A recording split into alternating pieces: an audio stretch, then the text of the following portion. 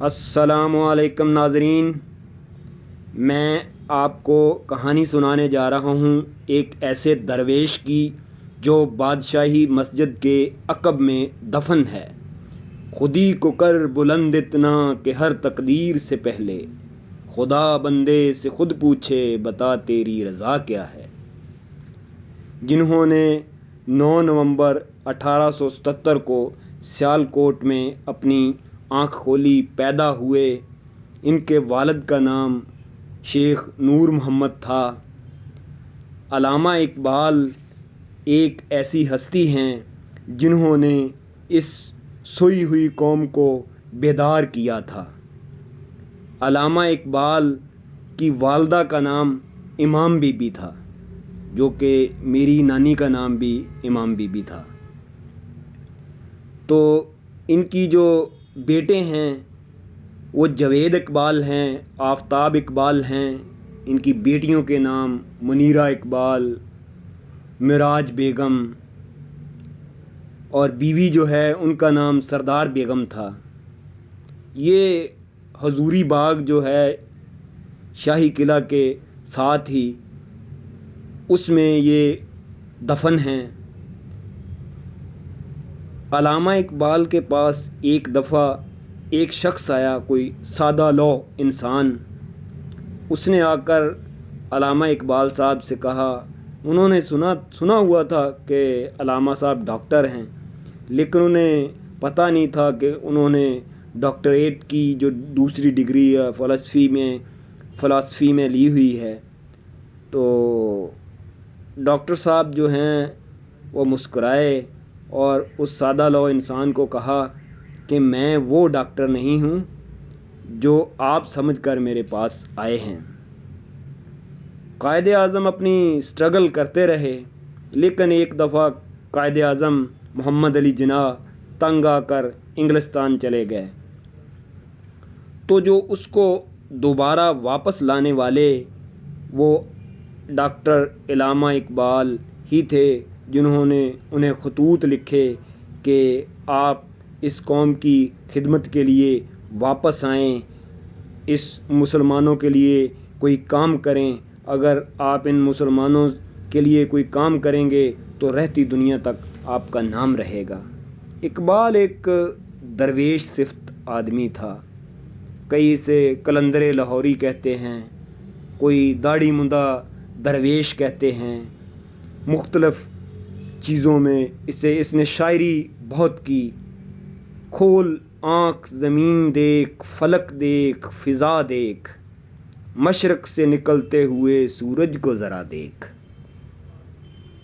اقبال کی شاعری سب جو ہے وہ قوم کو جگانے کے لیے تھی۔ باقی جو کتاب و سنت ہے، قرآن اور سنت کی بھی بہت زیادہ عکاسی کی، ترجمانی کی۔ وہ نبی پاک صلی اللہ علیہ وآلہ وسلم سے بہت محبت کرتے تھے۔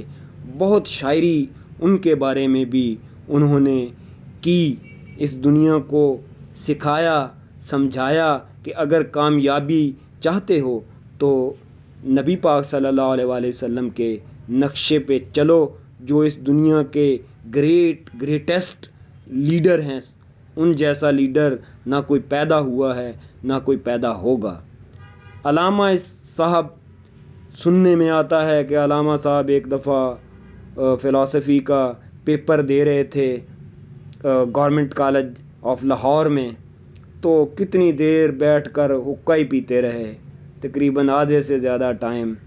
تو اس کے بعد جو تھوڑا ٹائم بچا تھا اس میں انہوں نے وہ پیپر دیا، تو اس مضمون میں انہوں نے ٹاپ کیا۔ باقی علامہ محمد اقبال صاحب جو ہیں وہ بہت زیادہ ان کی شعر و شاعری کو سنا جاتا ہے، پڑھا جاتا ہے۔ ان کا ایک شعر ہے، خودی کے سوز میں ہے عمر جاوداں کا سراغ، خودی کے سوز سے روشن ہیں امتوں کے چراغ۔ وہ ان کی شاعری بڑی معنی خیز تھی۔ تو ان کو آج کل کی جو اردو ہے وہ تو کچھ اور ٹائپ کی ہے، کچھ اور ٹائپ کی آج کل کی نسل اردو سمجھتی ہے۔ وہ ادبی اردو تھی ان کی۔ تو ان کی بہت ساری شاعری جو ہے وہ فارسی زبان میں بھی ہے. اس وقت فارسی زبان بھی عام تھی، چاہے ہم زیر تسلط تھے انگریزوں کے، لیکن جو پہلے حکمران گزرے تھے، جو مغل بادشاہ تھے، مغلیہ خاندان گزرا تھا، ان کی زبان فارسی تھی.